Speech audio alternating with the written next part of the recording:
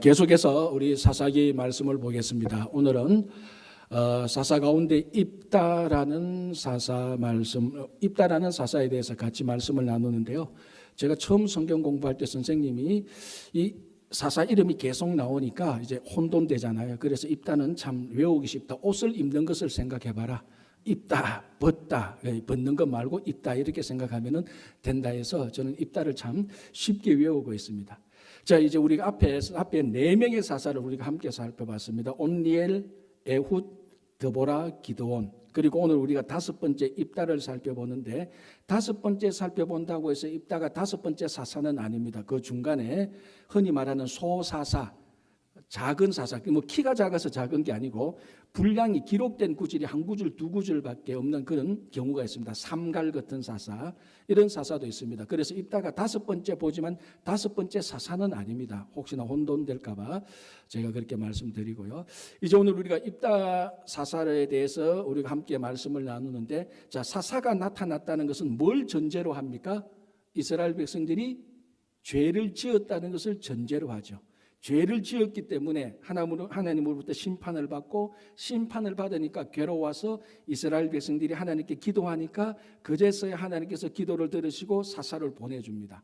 그러니까 사사가 나타났다는 것은 그 전에 이미 이스라엘 백성들이 죄를 지었다는 것입니다. 자, 오늘 사사 입다가 나타나는데요. 이스라엘 백성들이 어떤 죄를 지었는가 하면 10장 6절입니다. 제가 한 번 더 읽어드릴게요.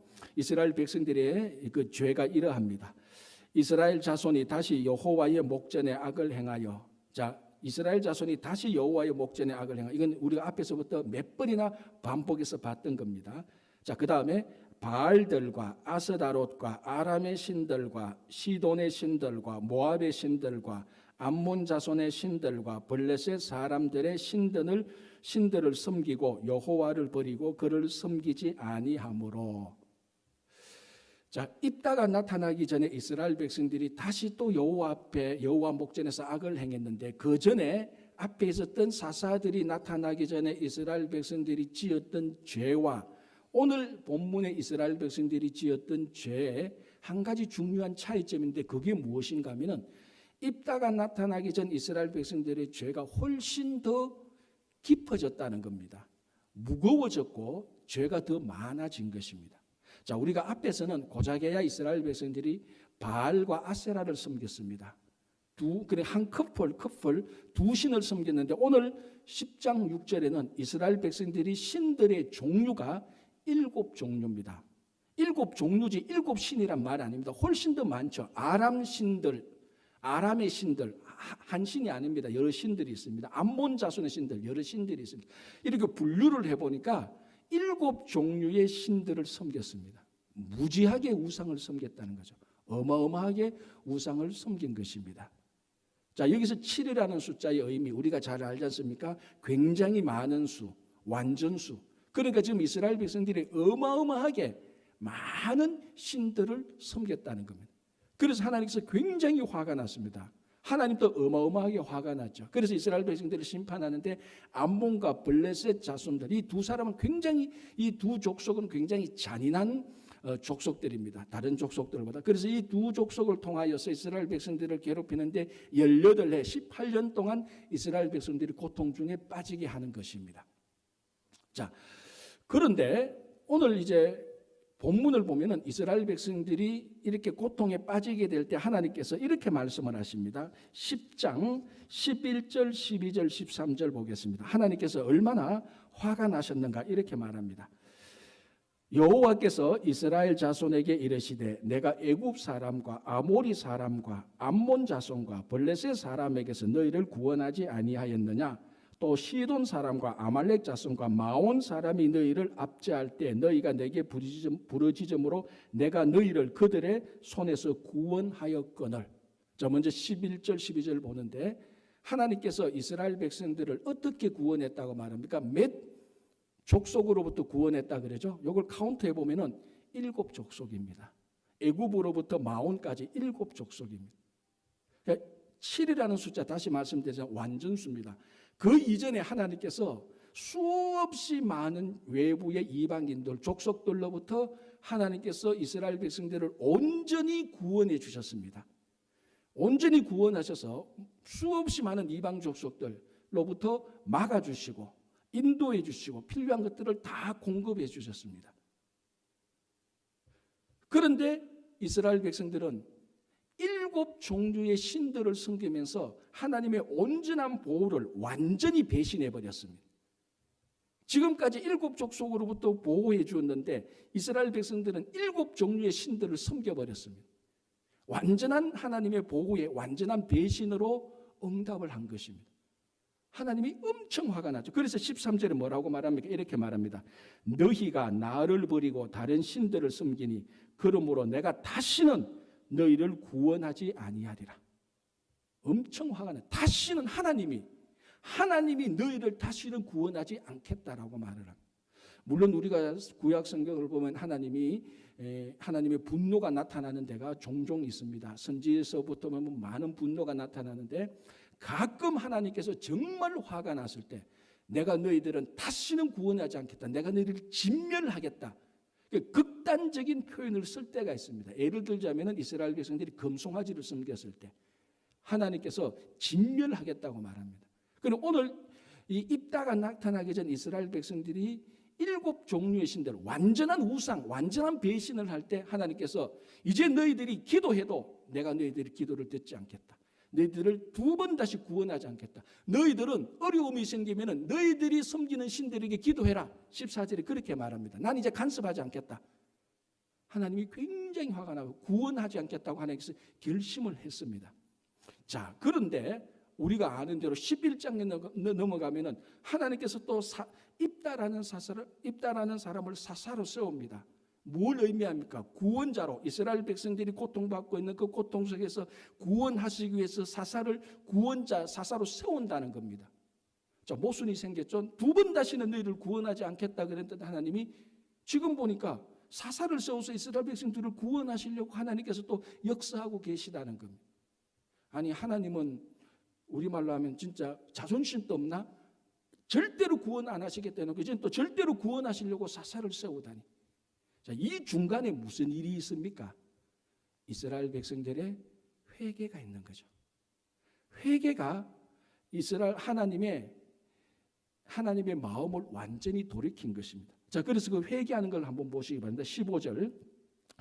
이스라엘 자손이 여호와께 여쭈되 우리가 범죄하여 싸우니 주께서 보시기에 좋은 대로 우리에게 행하시려니와 오직 주께 구하옵나니 오늘 우리를 건져내옵소서 하고 자기 가운데에서 이방 신들을 제하여 버리고 여호와를 섬기며. 그러니까 진짜 이스라엘 백성들이 깨달은 겁니다. 아, 우리가 정말 하나님께 범죄했구나. 그래서 우리 처신을 하나님의 손에 맡깁니다. 하나님의 처분대로 마음대로 하십시오. 그러나 하나님 혹시나 염치 없지만은 간절히 구하옵는 것은 있는데 우리를 구원해 주시면 안 될까요?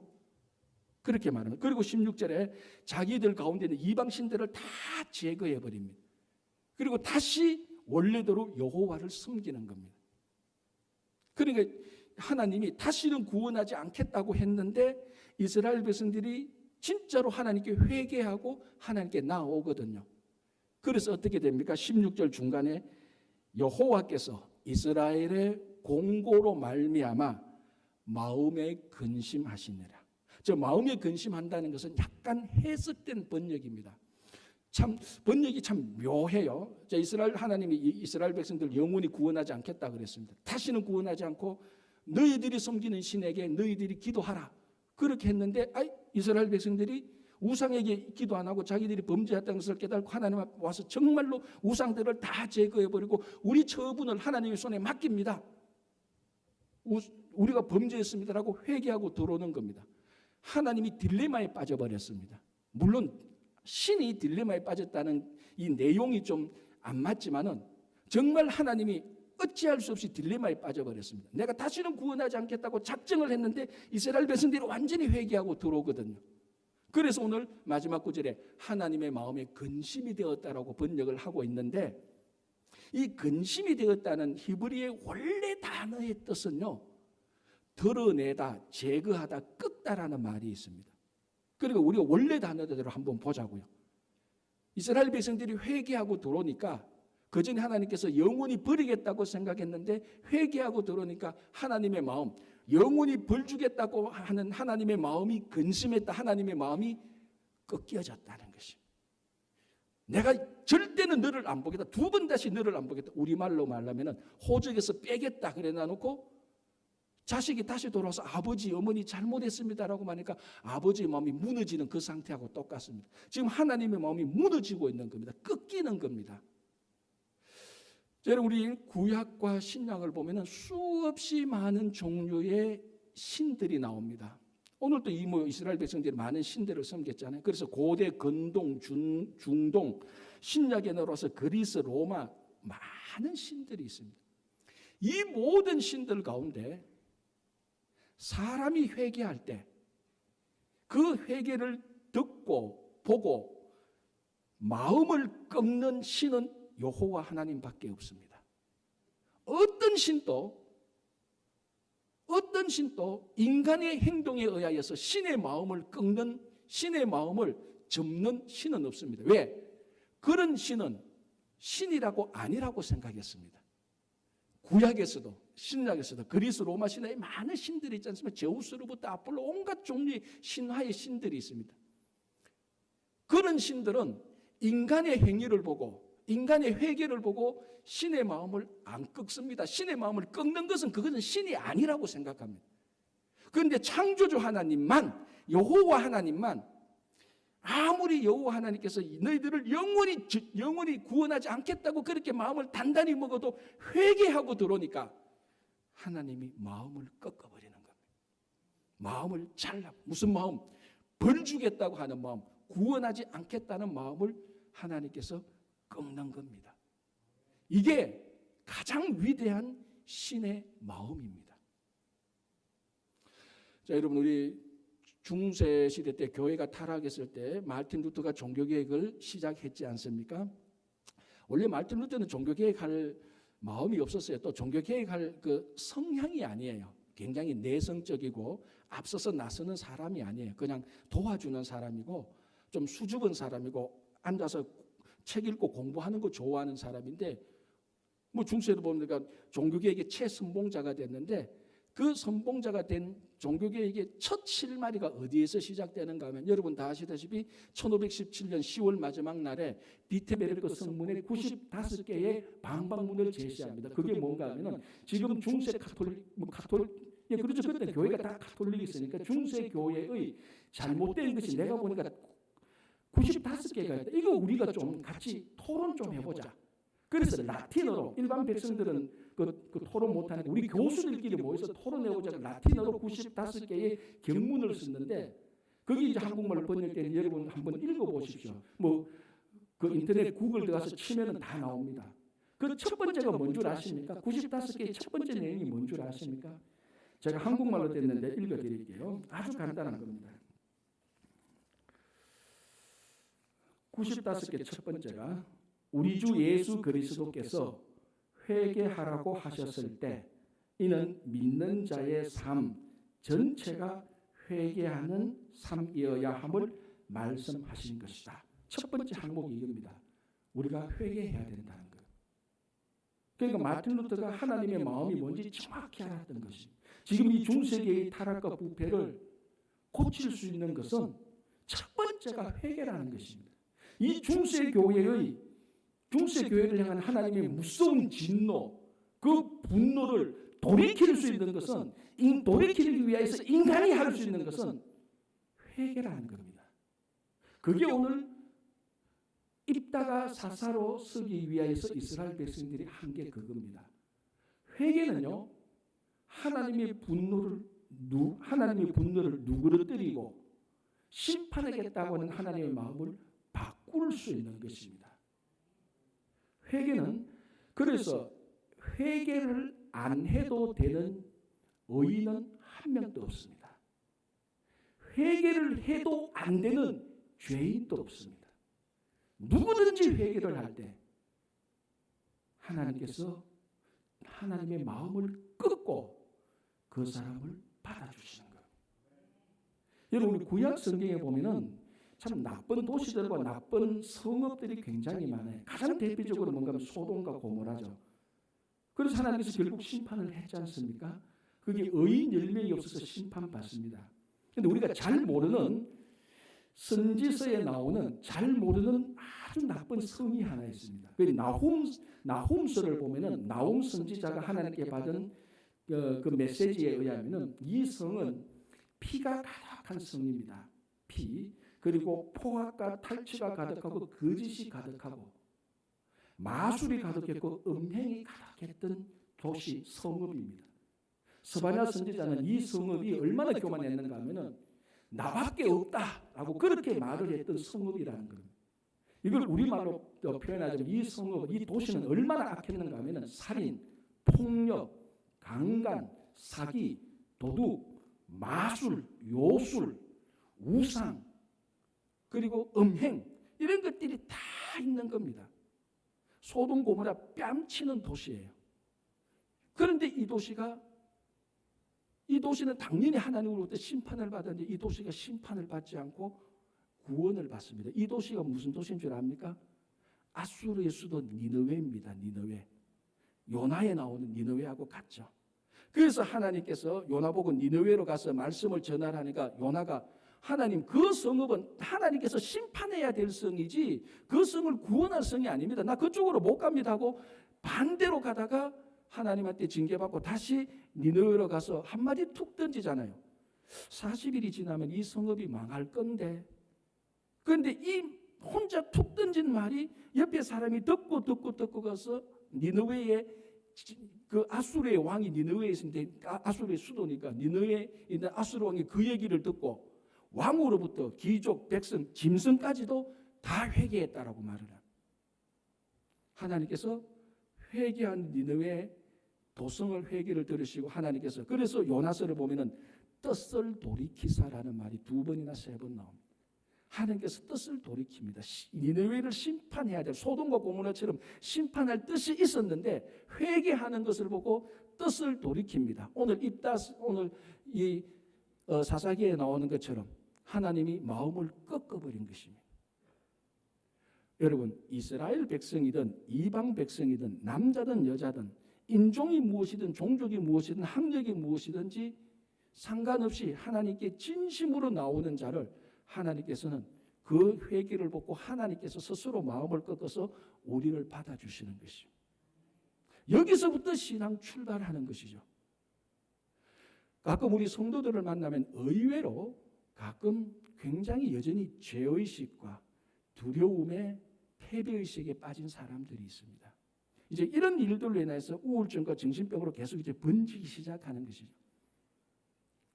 물론 정신과적인 치료도 필요하겠죠. 그러나 더 근본적인 것은 정말로 우리가 하나님 앞에 회개했을 때 하나님께서 우리 죄를 사해 주셨다는 그 사죄의 확신이 있다면요. 우리는 근본적으로 두려움과 공포와 죄의식에서 벗어날 수 있습니다. 그는 영원한 진리입니다. 정말로 우리가 하나님 앞에 완전 꼬꾸라져서 회개하는 것이 모자라니까 부족하니까 사죄의 확신도 부족하고 그 사죄의 확신으로 오는 신앙의 기쁨도 부족한 것입니다. 그래서 약간만 일이 생기면은 불안하고 두렵고 걱정이고 약간만 잘못하면 죄의식에 빠져가지고 허우적거립니다. 그래서 오늘 우리가 이 본문을 보면서 7 종류의 신들을 섬겼던 이스라엘 백성들조차도 피와 살인과 폭력이 가득했던 마술과 음행이 가득했던 그 도시조차도 하나님 앞에 회개할 때 하나님이 마음을 꺾었습니다. 이 가운데 있는 어느 누구도 하나님 앞에 회개할 때 하나님께서 마음을 꺾지 않으실 분들은 아무도 없습니다. 지난 한 주간 지나온 삶 속에 머리털 것만한 죄라도 생각이 나면 회개하면 하나님께서 기쁨으로 받아주십니다. 우리가 지금 코로나 팬데믹 시대에 살고 있지 않습니까? 여기에 대해서 아직까지도 여러 학자들, 연구자들이 신학자들도 진단하고 설명합니다. 이게 하나님의 심판이냐, 경고냐, 인간의 잘못이냐, 온갖 종류의 진단과 설명이 나옵니다. 무슨 말을 하더라도 이 코로나 팬데믹 앞에서는 우리 인류는 하나님 앞에 회개를 반드시 해야 됩니다. 그건 우리가 하나님 앞에 회개할 때 진짜로 하나님께서 뜻을 돌이키기 시작하는 것입니다. 인류가 회개해야 되고 우리 한 사람 한 사람이 하나님 앞에 회개할 때 하나님께서 진노의 손을 거두시고 하나님의 분노의 마음을 꺾기 시작하는 것입니다. 거기에 구원이 있고 거기에 우리 삶의 새로운 시작이 있는 것입니다. 그래서 하나님께서 입다를 세우지 않습니까? 오늘 입다에 대해서 인물이 이렇게 말합니다. 11장 1절 2절 제가 읽어드릴게요. 길르앗 사람 입다는 큰 용사였으니 기생이 길르앗에게서 낳은 아들이었고 길르앗의 아내도 그의 아들들을 낳았더라. 그 아내의 아들들이 자라매 입다를 쫓아내며 그에게 이르되 너는 다른 여인의 자식이니 우리 아버지의 집에서 기업을 잊지 못한지라 한지라. 3절 앞부분. 이에 입다가 그의 형제들을 피하여 돕 땅에 거주하며 잡류가 그에게로 모여와서 그와 함께 출입하였더라. 자, 이제 하나님께서 드디어 이스라엘 백성들의 회개를 들으시고 구원하시기 위해서 입다를 세웁니다. 그런데 오늘 11장부터는 우리가 그 앞에 사사들은 하나님께서 불러서 하나님의 관점에서 사사를 부르는 것을 보았는데 입다는 사람의 관점에서 밑에서부터 입다가 사사로 세워지는 것을 기록하고 있습니다. 그래서 입다에 대해서 잘 설명하고 있는데 입다는 한마디로 말하면 입다는 사생합니다. 아버지가 길르앗인데 아버지가 창기와의 관계에서 입다를 놓고 애를 버려버립니다. 그러니까 입다의 어머니는 오늘 본문인 기생이라고 말했는데 실제로 정확한 직업은 창기입니다. 그러니까 창기와 관계에서 아들을 놓고 이 길르앗이 정식 아내를 얻어서 정식 아내 사이에 또 아들을 많이 놓습니다. 그러니까 입다가 태어나 보니까 사생아로 태어납니다. 아버지로부터 버림을 받은 아이예요. 그래서 오늘 보니까 어떤 연륜지는 모르겠지만 길르앗의 정식 아내로부터 낳은 이 형제들이 입다를 굉장히 무시합니다. 뭐 그럴 수밖에 없지 않습니까? 정식 부인도 아니고 또 입다의 어머니의 직업이 아주 창기니까 그래서 자기 가족에서 완전히 쫓아내버립니다. 기업 1달러도 안 주려고. 그래서 자기 가족에서 쫓아내고 이 가족 쫓아내고 여기 공동체에서도 쫓겨나서 돕당으로 갑니다. 돕당으로 가서 잡류들과 함께 어울리고 있었다는 것입니다. 이 잡류들이 어떤 사람인지는 정확히는 모르겠지만 번역상 보니까 그렇게 건전한 사람들은 아니죠. 사회적으로 소외받고 아픔이 있고 그중에 뭐 강도짓 했던 사람들도 있겠죠. 그러니까 이 입다는 가장 전형적으로 리더가 되면은 안 되는 사람입니다. 리더는 완벽해야 되지는 않지만 리더는 버림을 받거나 여기 트라우마가 너무 많으면은 리더로서 나중에 일을 할 때 아래 사람을 인도할 때 굉장한 흠이 있습니다. 그리고 늘 쫓겨난 자이잖아요. 자, 그래서 이 돕당에 가서 잡류들과 함께 어울리면서 거기에서 대장질하고 있는 거예요. 이때에 암몬과 블레셋 사람들이 이스라엘을 쳐들어옵니다. 계속 괴롭히려고. 그런데 문제는 이스라엘에서 암몬과 블레셋에서 싸워서 이길 용사가 없는 겁니다. 그래서 길르앗에 있는 그 사람들의 장로들이 모여서 어떡할까? 그 중에 한 사람이 이렇게 말했겠죠. 야, 돕당에 입다라는 사람이 있더라. 그 사람 주변에 좀 사람들이 좀 모여들었는데 우리 입다를 데리고 와서 우리 좀 살려달라고 말을 하자. 그래서 장로회의에서 결정해서 입다에게 갑니다. 야, 여차저차 하니까 너가 여기 와서 저 암몬 자손들 좀 막아내라. 그러니까 또 이렇게 말하면서 이 장로회에서 결정한 걸 말한다. 너가 우리한테 오면 너를 군대 장관으로 세워주겠다. 그 이야기를 딱 듣고 길르앗이 뭐라고 죄송합니다. 입다가 뭐라고 말합니까? 당신들이 나를 쫓아낼 때는 언제고 이제 도움이 필요하니까 나를 도와달라고요. 이렇게 말하면서 조건이 있다. 나는 당신들의 군대 지휘관이나 장관하지 않겠다. 나는 당신들의 머리가 되고 싶다. 머리는 임금이거든요. 그래서 그 하이라르키를 보면은 임금 밑에 왕 밑에 머리 밑에 장로회의가 있고 장로회의 밑에 군대 장관이 있습니다. 그러니까 이 장로회의들이 자기 바로 밑에 직업을 줘서 자기들이 핸들링 하려고 하는 것을 이따가 알고 너 싫어.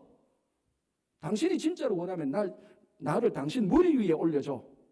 그러니까 지금 아무런 대책이 없지 않습니까? 그러니까 어쩔 수 없이 줬어. 당신이 와서 전쟁에서 이기면 우리가 당신을 우리의 왕으로 삼겠어. 그래서 왕으로 삼겠다는 조건, 실제로 왕이 되어가지고 그 이스라엘의 전쟁하러 암몬을 사오러 들어갑니다. 그게 오늘 본문까지예요. 이제 2편은 다음 주에 보겠는데, 자, 여기서 하나 놀라운 것은 사생아가 그 지역에서 쫓겨난 입다가 한순간에 그 공동체의 최고 지도자가 되어버리는 겁니다. 이건 완전 미스테리죠. 그리고 아까 말씀 우리 지도자 자격이나 이런 거 보면 입다는 지도자로서 굉장히 위험한 사람입니다. 아주 위험한 그런 태생이 있습니다. 그런데 오늘 한순간에 최고 지도자로 올라가 버립니다. 근데 이게 사사기를 보면 이런 것들이 굉장히 많았죠. 에훗도 그랬지 않습니까? 온니엘만 정상이지 에훗 왼손잡이지 않습니까? 장애인 취급받았죠. 드보라 여자였죠. 그리고 우리 지난주에 봤던 기드온 얼마나 쪼잔했습니까? 남자가 숨어서 비겁하게 변명을 하고 자꾸 도망가고. 그러니까 어느 누구도 온니엘 빼고 에훗이나 드보라나 기드온은 리더가 될 수 없는 사람이 있어요. 다. 입다는 더하고요. 그런데 한순간에 하나님이 그 공동체의 최고 중요한 자리에 올려놓아버립니다. 이것을 리더십의 미스테리라고 말합니다. 이럴 수가 없는 거예요, 사실. 자, 이 비밀을 풀어야 됩니다. 그 비밀이 시편 118편 22절 23절에 있는데요. 제가 이 비밀의 말씀을 읽어드리겠습니다. 건축자가 버린 돌이 집 모퉁이의 머릿돌이 되었나니 이는 여호와께서 행하신 것이요 우리 눈에 기이한 바로다. 건축자가 버린 돌이 모퉁이의 머릿돌이 되는 겁니다. 버린 돌이 머릿돌이 돼요. 정확히 입다에게 맞는 말이죠. 입다는요, 삼중의 버림을 겪은 사람입니다. 태어날 때 사생아로 태어났기 때문에 아버지에게 버림받은 사람입니다. 자기 형제들에게 버림받은 사람입니다. 공동체에서 버림받은 사람입니다. 버리고 버려진 사람이 입다입니다.